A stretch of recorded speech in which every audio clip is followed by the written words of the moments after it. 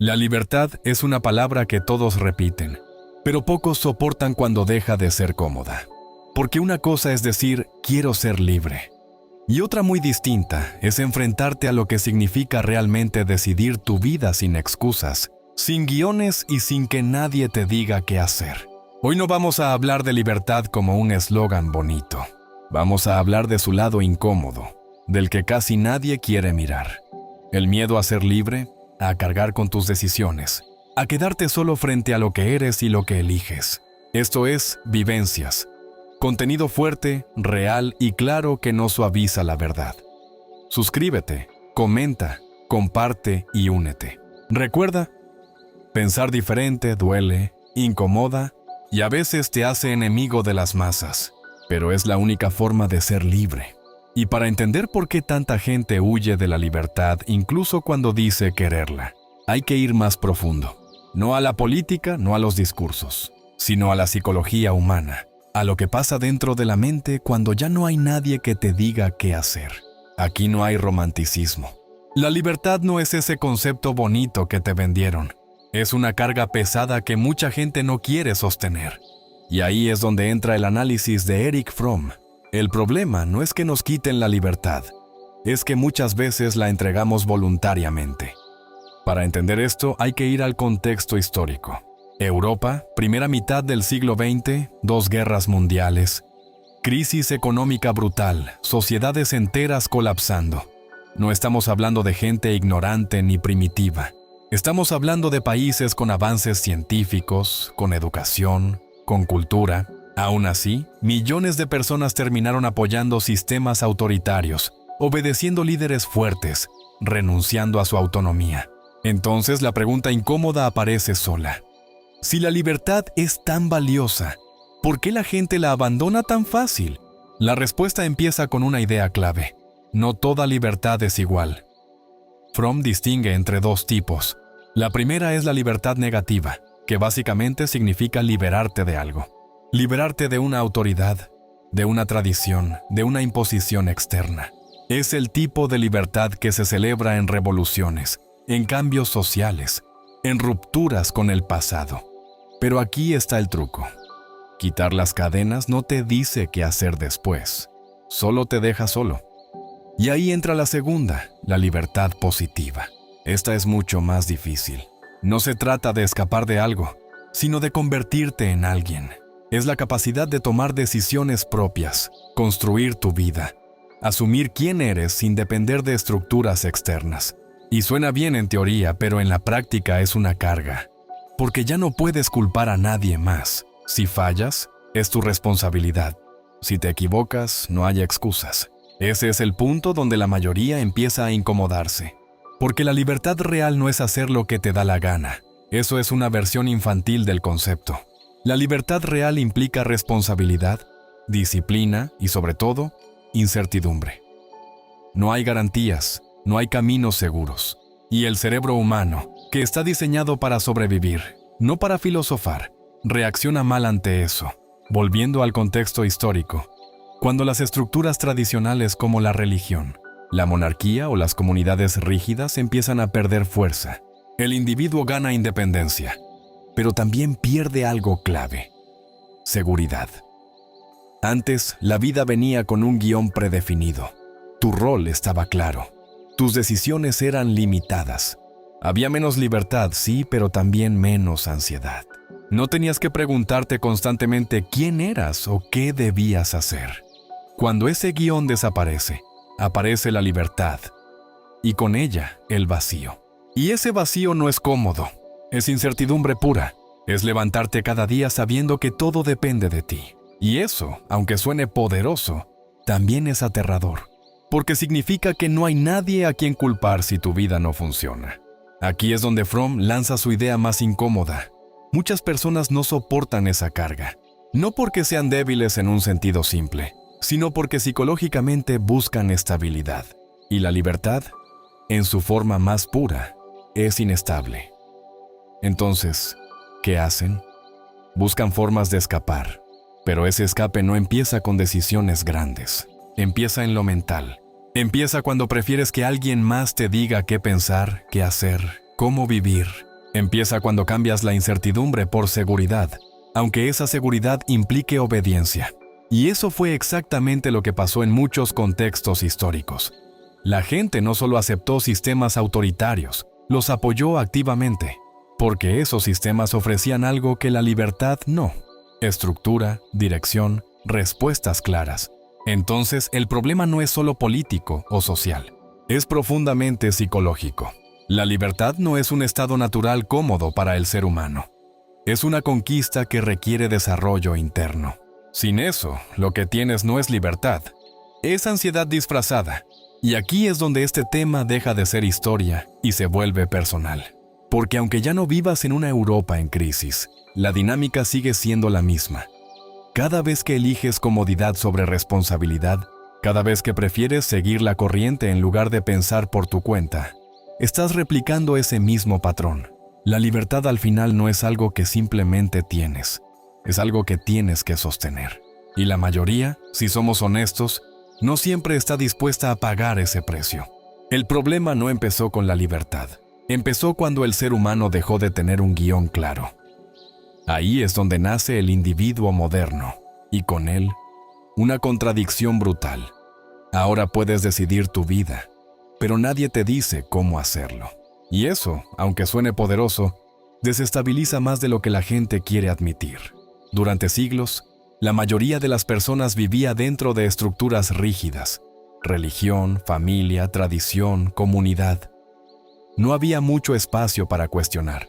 Tu identidad venía definida desde afuera. No elegías tanto, obedecías. Y aunque eso limitaba la libertad, también ofrecía algo que hoy escasea: certeza. Sabías quién eras, qué debías hacer y cuál era tu lugar. Con la modernidad, todo eso empieza a romperse. El individuo se separa del grupo. Gana independencia, pensamiento propio, capacidad de elección.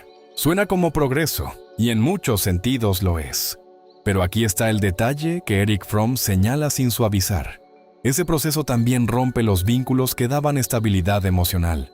El resultado no es solo libertad. Es aislamiento, porque ahora el individuo está solo frente al mundo, sin guión, sin estructura sólida, sin una identidad predeterminada. Tiene que construirse a sí mismo desde cero. Y eso no es un proceso bonito ni romántico. Es incómodo, confuso y, muchas veces, angustiante. Aquí aparece la gran paradoja. Cuanto más libre eres, más ansiedad puedes sentir. Esto suena contraintuitivo, pero es real, porque la libertad multiplica las opciones, y cada opción implica una renuncia. Elegir una cosa significa descartar todas las demás. Y el cerebro humano no maneja bien esa presión constante. Quiere certezas, no posibilidades infinitas. Antes, si algo salía mal, podías culpar al sistema, a la tradición, a la familia. Ahora no. Ahora la responsabilidad recae sobre ti. Si tu vida no funciona, no hay a quien señalar sin que suene a excusa. Y eso genera una tensión interna que mucha gente no sabe manejar. Aquí entra el miedo, pero no un miedo superficial, sino uno profundo. El miedo a equivocarte con tu propia vida. Porque cuando todo depende de tus decisiones, cada error pesa más. No es solo un fallo, es una prueba de que no sabes manejar tu libertad. Y esa sensación es incómoda. Tan incómoda que muchas personas prefieren evitarla antes que enfrentarla. Por eso empiezan a buscar atajos, formas de reducir esa ansiedad. Y una de las más comunes es limitar su propia libertad sin darse cuenta.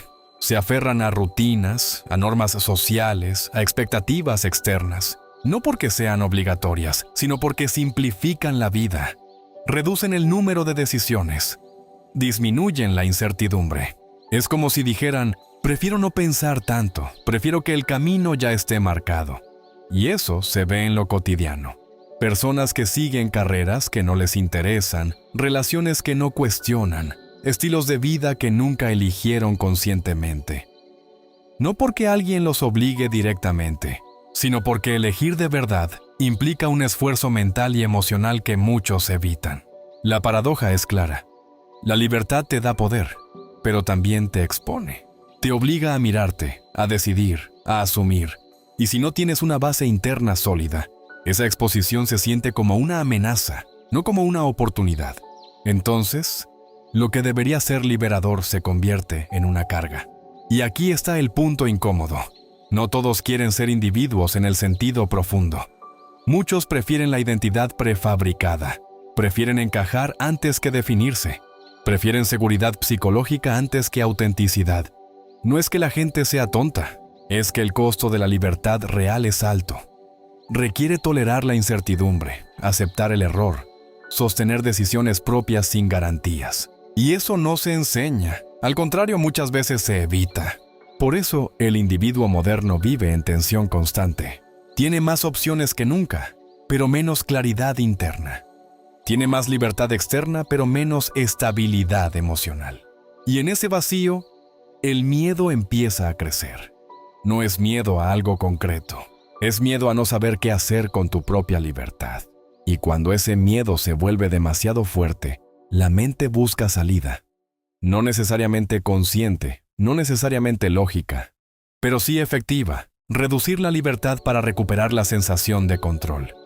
Ahí es donde todo empieza a girar, porque lo que sigue no es evolución, es escape disfrazado de elección.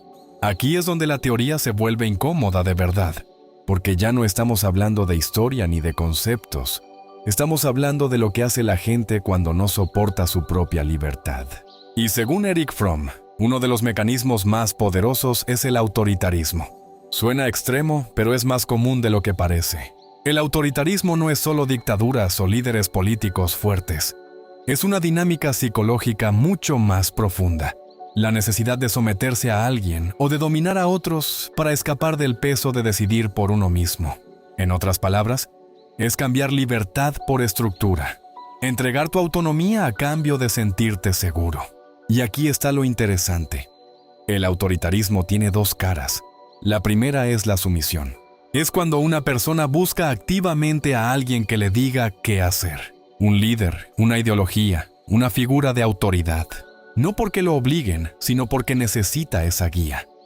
Porque decidir por sí mismo le genera ansiedad. Entonces prefiere obedecer.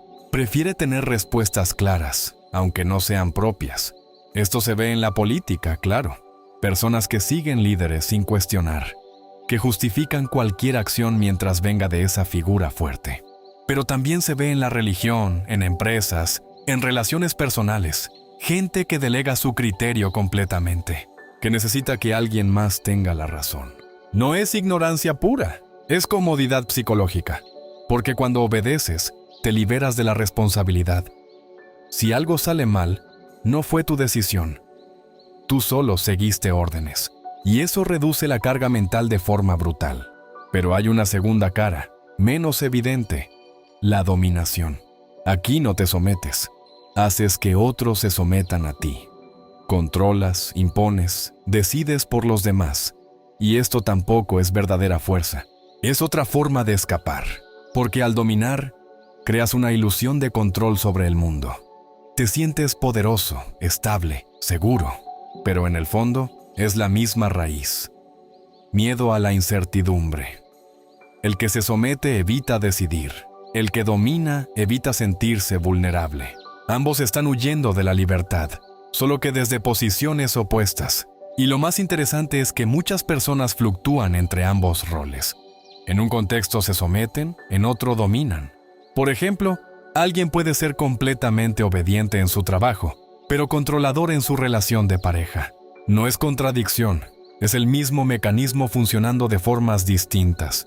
Lo que une todo esto es la necesidad de eliminar la duda, de simplificar la vida, de convertir un mundo caótico en algo manejable, aunque sea a costa de la autonomía.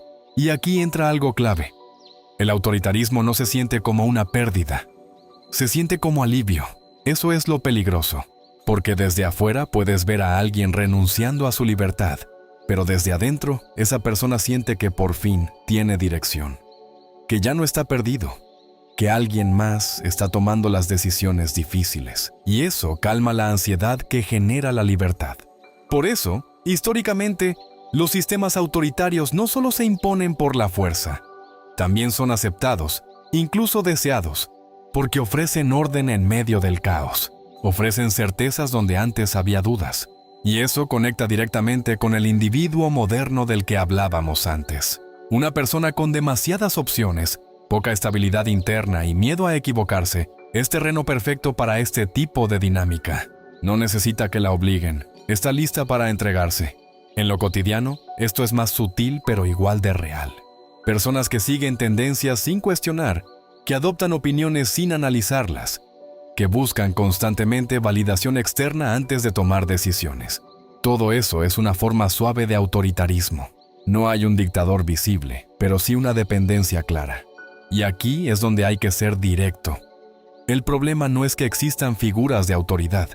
El problema es necesitar una para sentirte estable. Porque en ese momento, tu libertad deja de ser tuya. La conviertes en algo negociable. Algo que puedes ceder a cambio de seguridad. Y aunque eso funcione a corto plazo, tiene un costo. Pierdes la capacidad de decidir por ti mismo. Te vuelves dependiente. Y cuando eso pasa a gran escala, no es solo un problema individual, es social. Porque una sociedad llena de personas que prefieren obedecer antes que pensar, es una sociedad fácil de dirigir, fácil de manipular y difícil de cambiar. Todo empieza en la mente, en esa incomodidad frente a la libertad. Y el autoritarismo es solo una de las primeras salidas que encuentra el ser humano para escapar de ella. Aquí el mecanismo se vuelve más oscuro, porque ya no es solo obediencia o control, es destrucción. Cuando el ser humano no logra manejar su libertad ni canalizarla en algo estable, puede aparecer una salida mucho más agresiva. Romper aquello que le recuerda su propia impotencia. En el análisis de Erich Fromm, la destructividad no es un instinto ciego aislado, sino una respuesta psicológica a una sensación interna. La de no poder controlar el mundo ni a uno mismo dentro de él. Y esto es clave. No se destruye porque sí. Se destruye para no sentirse débil. Cuando el individuo moderno del que hablábamos antes se enfrenta a demasiadas opciones, demasiada incertidumbre y demasiada responsabilidad, puede surgir una tensión interna difícil de sostener. Ya no hay estructuras claras que ordenen su vida. Ya no hay seguridad externa suficiente. Y si además no ha desarrollado una estabilidad interna, el resultado es una mezcla peligrosa de frustración y vacío. En ese punto, la mente busca una salida rápida para recuperar sensación de poder. Y una de las más primitivas es esta. Si no puedo controlar el mundo, al menos puedo dañarlo. La destructividad no siempre es violencia física. A veces es mucho más sutil. Puede ser verbal, emocional, social o incluso simbólica. Es el impulso de romper relaciones, sabotear oportunidades, destruir vínculos, o incluso adoptar actitudes cínicas que desvalorizan todo lo que existe. El mensaje interno es el mismo. Si nada tiene valor, entonces no pierdo nada. Esto reduce la ansiedad de la libertad, porque si todo es inútil o falso, ya no hay decisiones importantes que tomar. Ya no hay riesgo real. Ya no hay responsabilidad significativa. Es una forma radical de simplificar la vida mentalmente. Pero esa simplificación tiene un costo. Destruye también la posibilidad de crecimiento. Porque la destructividad no solo elimina lo externo, también erosiona lo interno. Cada acto de rechazo sistemático, de cinismo constante o de ruptura impulsiva, va moldeando una personalidad menos capaz de conectar, de construir y de sostener proyectos a largo plazo. Aquí hay una conexión importante. La libertad auténtica implica creación, pero la destructividad es su opuesto directo. Mientras una construye identidad, la otra la fragmenta. Y lo más inquietante es que muchas veces la destructividad no se siente como algo negativo para quien la ejerce. Se siente como liberación, como descarga, como alivio momentáneo de una tensión interna que se vuelve insoportable. Es el mismo patrón psicológico. Demasiada libertad sin estructura interna sólida genera ansiedad, y la mente busca reducir esa ansiedad de cualquier forma posible. En el autoritarismo se reducía obedeciendo o controlando. Aquí se reduce rompiendo.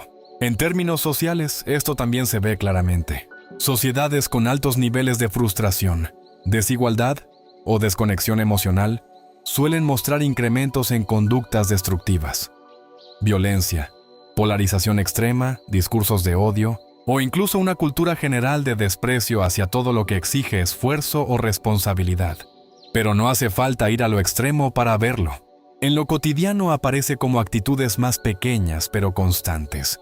Relaciones que se terminan de forma impulsiva, proyectos abandonados cuando empiezan a exigir disciplina, o una tendencia a desacreditar cualquier sistema sin proponer nada en su lugar. Es una especie de nihilismo práctico, no necesariamente filosófico, sino conductual. No importa qué exista, todo puede ser reducido, atacado o descartado. Y aquí está la paradoja.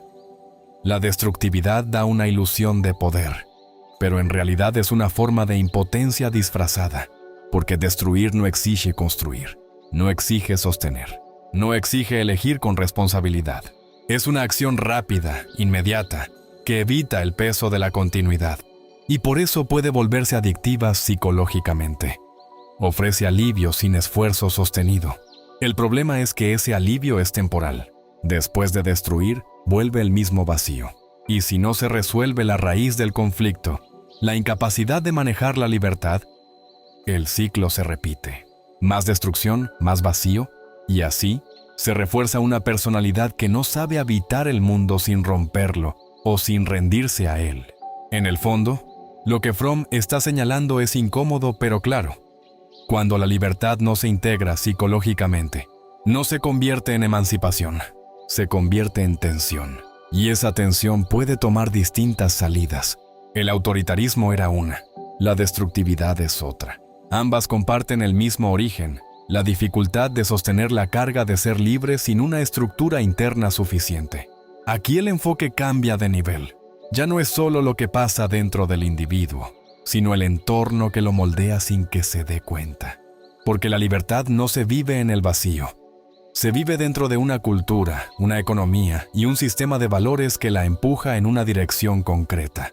Para Erich Fromm, este es uno de los puntos más incómodos del análisis moderno. Muchas veces creemos que somos libres cuando en realidad estamos siendo dirigidos de forma sutil por la sociedad en la que vivimos. La cultura no solo transmite ideas, también moldea deseos. Y eso es mucho más profundo. Porque no te dice solo qué hacer, sino qué deberías querer. En sociedades modernas, especialmente industriales y postindustriales, el individuo no nace simplemente como persona. Nace como consumidor, trabajador y pieza funcional de un sistema. Desde pequeño se le enseña a adaptarse, a rendir, a competir, a encajar. La educación no solo forma pensamiento crítico, también forma obediencia funcional. Cumplir horarios, seguir instrucciones, aprobar estándares. Esto no es necesariamente una conspiración.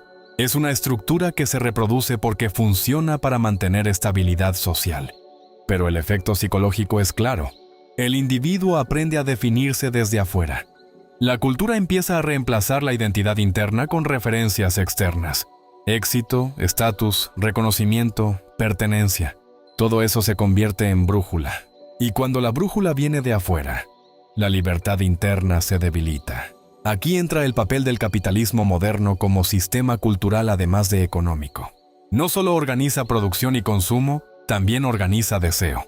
Te dice qué es valioso, qué es atractivo, qué es éxito y qué es fracaso.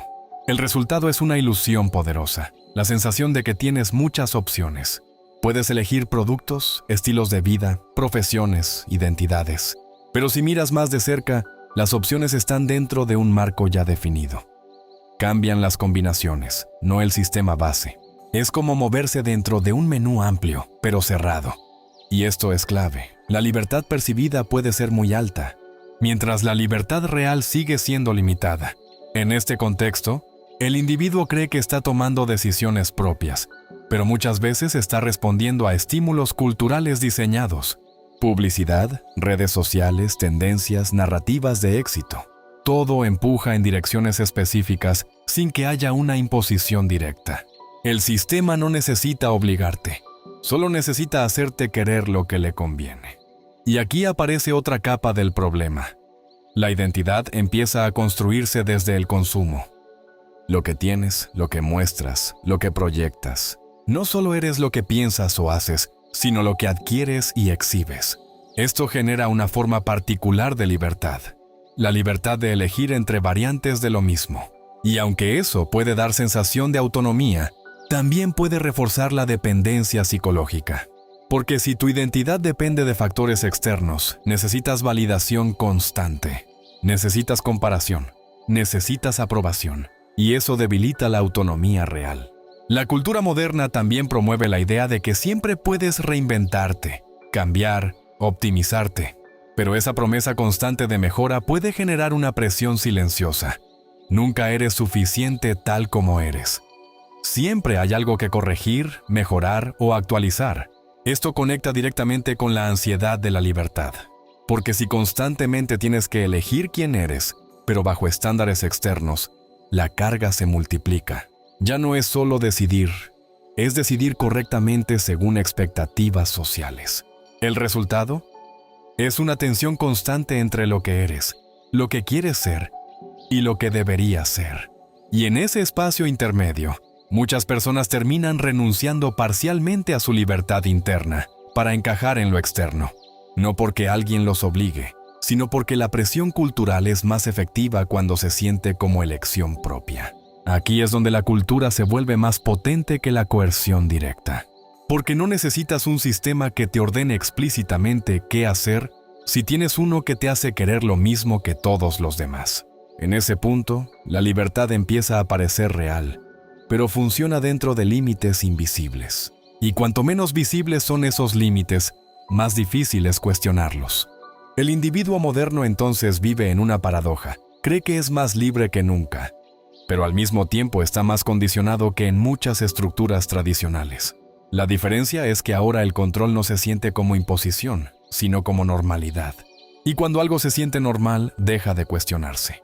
Eso es lo más importante de este bloque. La cultura no elimina la libertad, la redirige. Y si no hay conciencia crítica, el individuo puede terminar viviendo dentro de una libertad simulada, donde todo parece elección, pero pocas cosas realmente lo son desde la raíz. Este último bloque conecta todas las piezas. Cómo una sociedad entera puede moldear individuos que creen ser libres, pero que en realidad están adaptándose constantemente a estructuras invisibles.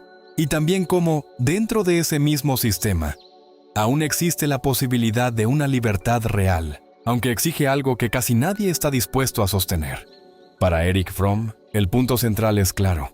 El ser humano no nace libre en el sentido psicológico profundo.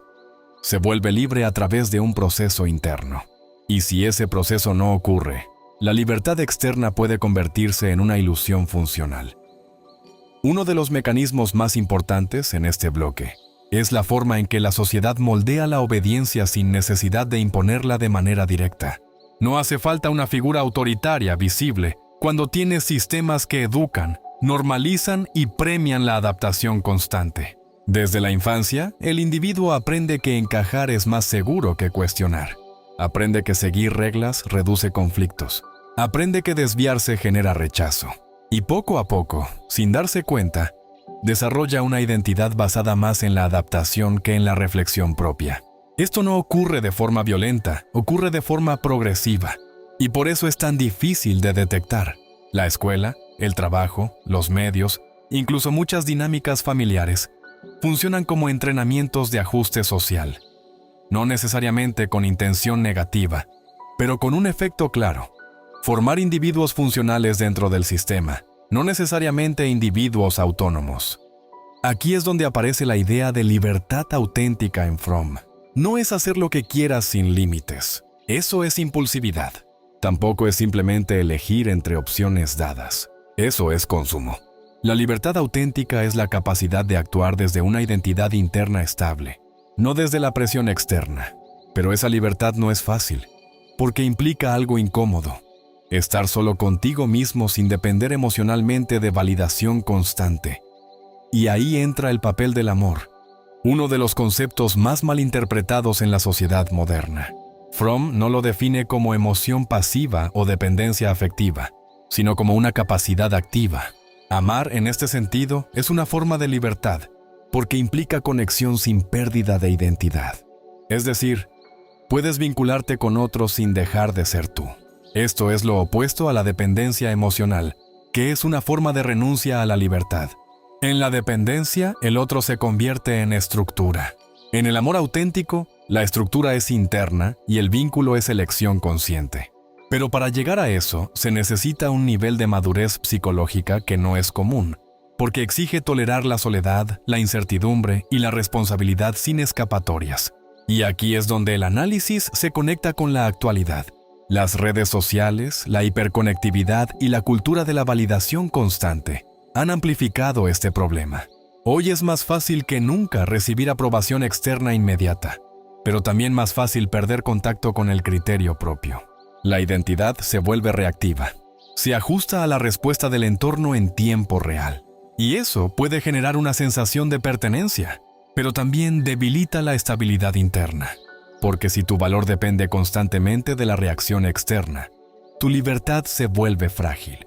El individuo moderno entonces vive en un entorno donde todo parece elección, pero muchas decisiones están guiadas por dinámicas invisibles. Tendencias, algoritmos, presión social, miedo al rechazo, necesidad de pertenencia. Y aquí está la idea final de este bloque. La libertad no desaparece, pero puede diluirse. Se diluye cuando el individuo deja de preguntarse qué quiere realmente y empieza a preguntarse qué es lo aceptable, lo exitoso o lo validado. Se diluye cuando la adaptación reemplaza a la reflexión. Y se diluye cuando la identidad se construye más desde afuera que desde adentro. Pero Fromm no se queda solo en la crítica. También plantea una salida. La libertad real requiere integración interna. Requiere pensamiento propio, capacidad de estar solo sin perderse, y relaciones basadas en elección consciente, no en necesidad. Es un modelo exigente porque no promete comodidad, promete autenticidad. Y eso implica conflicto, incertidumbre y responsabilidad. En última instancia, la pregunta que queda es incómoda pero inevitable. Si gran parte de lo que llamas libertad es adaptación, validación o escape, ¿cuánta libertad real estás sosteniendo por ti mismo? Al final, la libertad no es el regalo que todos creen. Es una prueba que muy pocos están dispuestos a sostener. Lo que vimos a lo largo de todo este análisis es que el ser humano no siempre huye de la opresión. Muchas veces huye de sí mismo. Desde el contexto histórico, entendimos cómo sociedades enteras entregaron su autonomía a cambio de seguridad. Después vimos cómo el individuo moderno nace con más independencia, pero también con más ansiedad. Luego, apareció la primera gran salida, el autoritarismo, donde se prefiere obedecer antes que decidir. Más adelante, la destructividad, donde se rompe lo que incomoda para no enfrentar la propia impotencia. Después, la cultura y el sistema económico moldeando deseos sin necesidad de imponer órdenes directas. Y finalmente, la soledad moderna, donde el individuo carga con todo, pero sin herramientas internas para sostenerlo. Todo esto apunta a lo mismo. La libertad no falla. Falla la capacidad de sostenerla. El problema nunca fue tener opciones. El problema es no saber qué hacer con ellas sin perder estabilidad interna. Por eso, mucha gente no vive su libertad. La evita, la delega o la diluye en estructuras externas que le dan una falsa sensación de orden. Y aquí está la parte más incómoda. La mayoría no quiere libertad absoluta. Quiere comodidad emocional. Quiere sentir que decide, pero dentro de límites seguros. Quiere autonomía, pero sin el peso de la responsabilidad total. Pero la verdad es simple y dura. No puedes ser libre si necesitas constantemente que algo o alguien te sostenga psicológicamente, o te haces cargo de tu vida. O tu vida será dirigida por algo más, visible o invisible. Suscríbete al canal, deja un like y comenta qué despertó este contenido en ti. Parece poco, pero es lo que mantiene viva este tipo de reflexión. Cuando comentas, el video llega a más personas que también sienten que el mundo se volvió demasiado superficial. Cuando dejas like, el algoritmo entiende que este silencio necesita romperse. Y cuando te suscribes, pasas a formar parte de esta comunidad lúcida. Aquí no se promete comodidad fácil ni respuestas listas, solo ideas que incomodan pero liberan. Si esto tiene sentido para ti, entonces entiendes el punto final. La libertad no se hereda, se construye. Y construirla siempre implica romper algo dentro de ti antes de poder sostener algo nuevo.